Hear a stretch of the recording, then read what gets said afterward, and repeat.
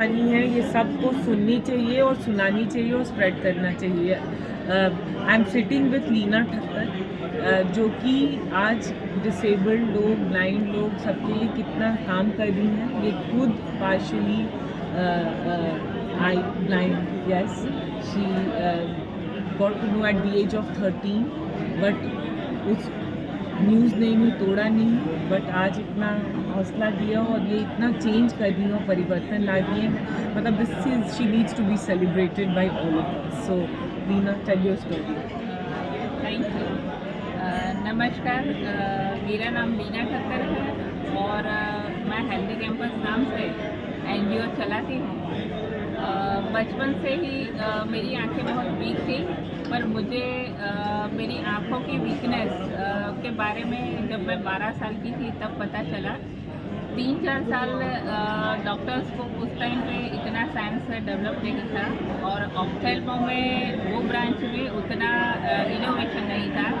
तो 3-4 साल तक डॉक्टरों के चक्कर काटे कि doctors were not able to identify particularly my disease कि ये उनको हुआ क्या है, why she is not able to see the thing.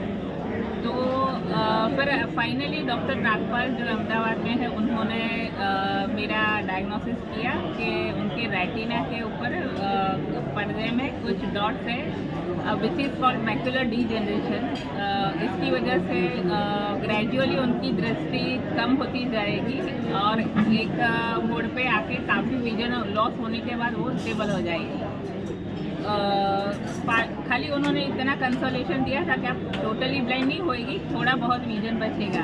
But that was also मेरा स्टूडेंट्स का मतलब एक करियर बहुत अच्छा था। I was a ranker student. मेरा एक ड्रीम था कि मैं डॉक्टर बनूं।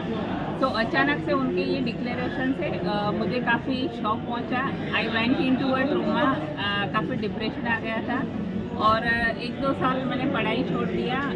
12th में मैंने छोड़ दिया पढ़ाई और 2 साल ऐसे ही घर में बैठी रही। उसके बाद एक आध्यात्मिक गुरुजी से मेरी मुलाकात हुई, जो अहमदाबाद से नज़दीक, एयरपोर्ट सर्कल से नज़दीक हासोल करके एक गांव है, वहाँ पे एक सिद्ध योगी जो जगन्नाथपुरी के ब्राह्मण थे, उनसे मुलाकात हुई और उन्होंने मुझे आशीर्वाद दिया कि आप टोटली ब्लाइंड नहीं होएगी, पर आप कुछ मंत्र के जाप करिए। जो सूर्य की उपासना उन्होंने करने के लिए बोली मुझे, वो उन्होंने जो मंत्र बताए वो मैंने 10 साल तक एक कमरे में बैठ के एक टाइम खाना खा के मैंने उपासना की सूर्य भगवान की, और मेरे गुरु ने जो मंत्र दिया था उसकी उपासना करी।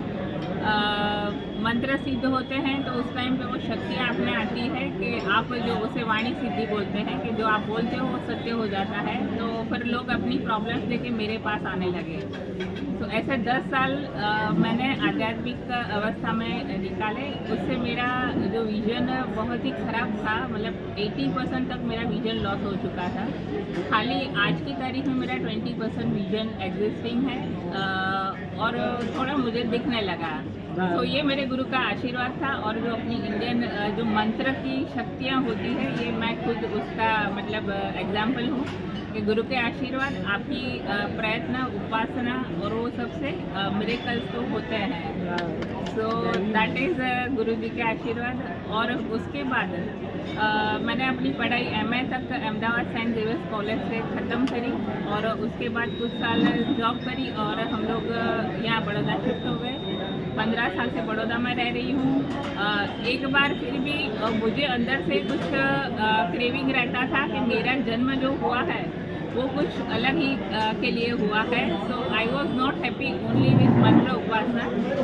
जो अंदर का इंक्लिनेशन था वो मुझे और चीज़ों की तरफ खींचता गया। फिर एक दिन वो ओ माई गॉड एक मूवी आई थी जो मैंने 5 बार देखी और उसमें बताया गया था कि अगर आप मंदिर की मूर्तियों में ईश्वर को ढूंढ रहे हो तो वो आपको कभी नहीं मिलने वाला।